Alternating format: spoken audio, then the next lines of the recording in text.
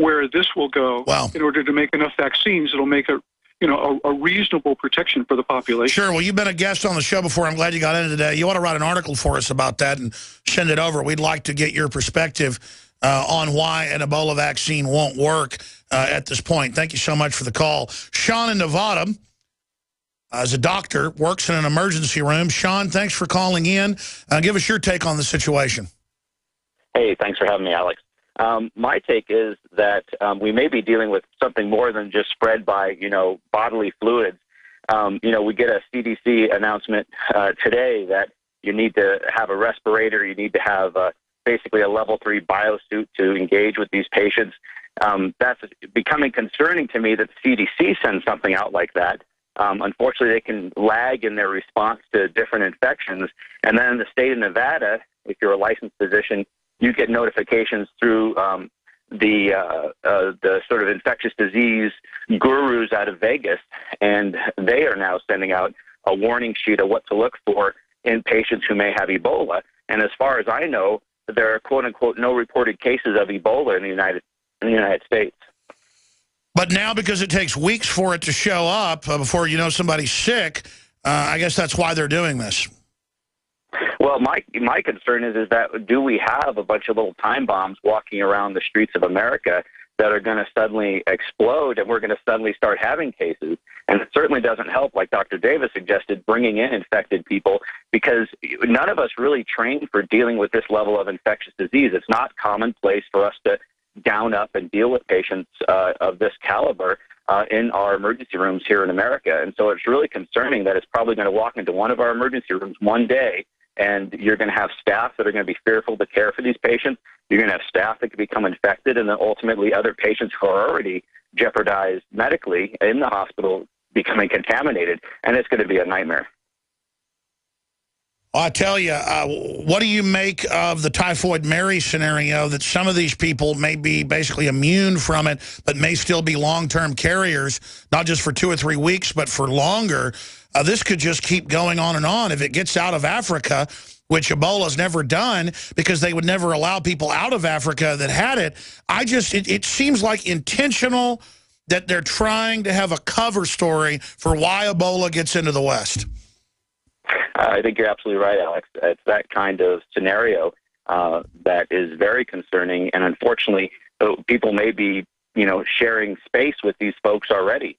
And unfortunately, with the international travel as it is now, and really kind of unregulated when screening for diseases like this, my thoughts are it's already here. And if we do have somebody who's resistant to the virus, then those people are going to be able to go farther and longer without detection. And you're absolutely right about that scenario.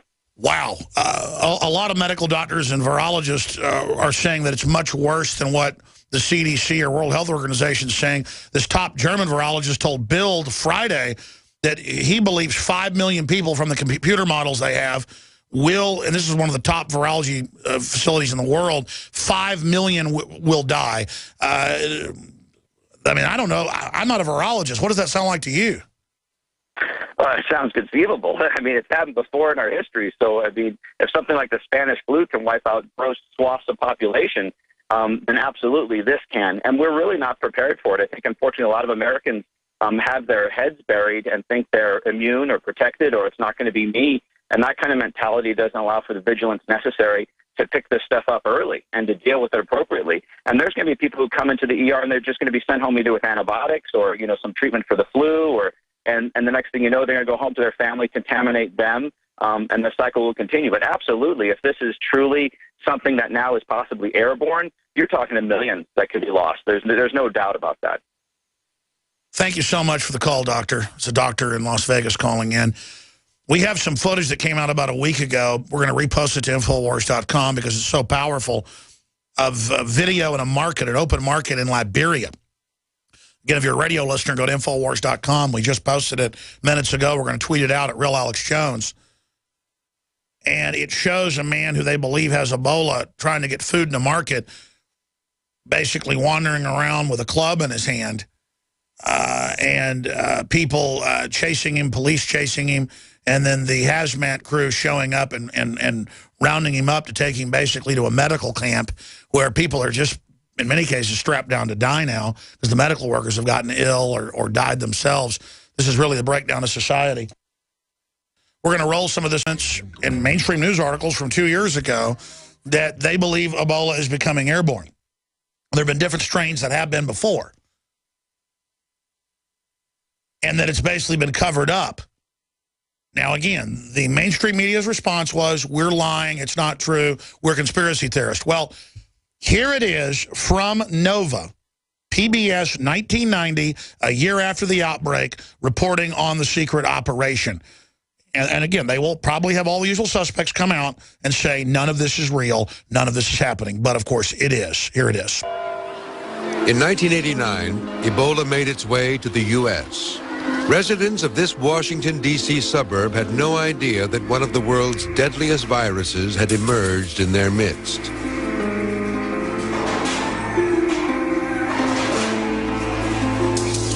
In a primate quarantine unit in Reston, Virginia, monkeys in one of the holding rooms suddenly began to die.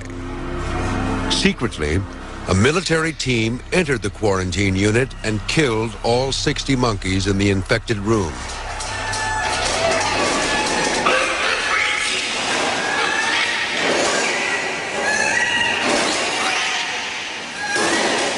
The crisis heightened as monkeys began to die in a different room.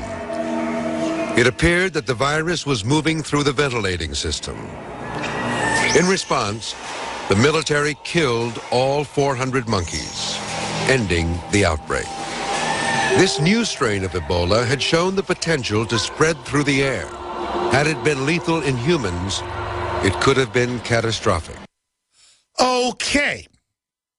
So that's one that they don't believe humans get. Now they're saying the type that humans can get 2 years ago in an African lab was spreading in the air. I'm going to say that again. Now that's in the precious New York Times. Something's different this time with this Ebola. And I've interviewed the medical experts, the doctors. I've done my research. I'm no virologist. I know something's going on here. And now they've got vaccines, and Bill and Melinda Gates are involved. Monsanto's involved. It stinks to high heaven.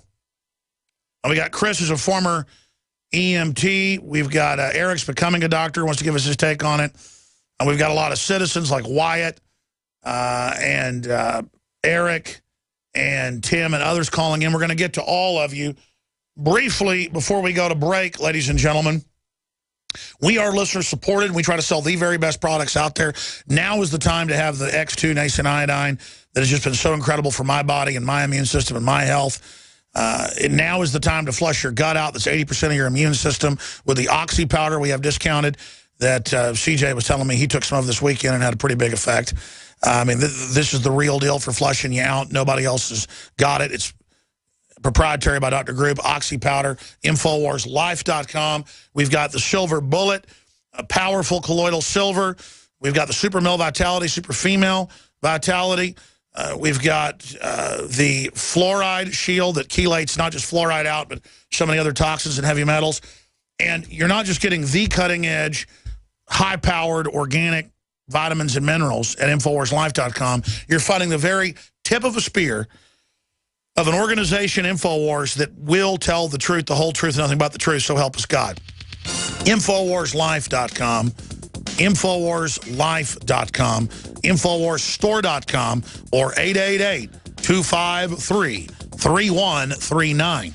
When you call, we can answer all your questions, tell you about a bunch of specials we're running, the best water filtration systems, 10% off with promo code WATER on the website. And when you call, 888-253-3139.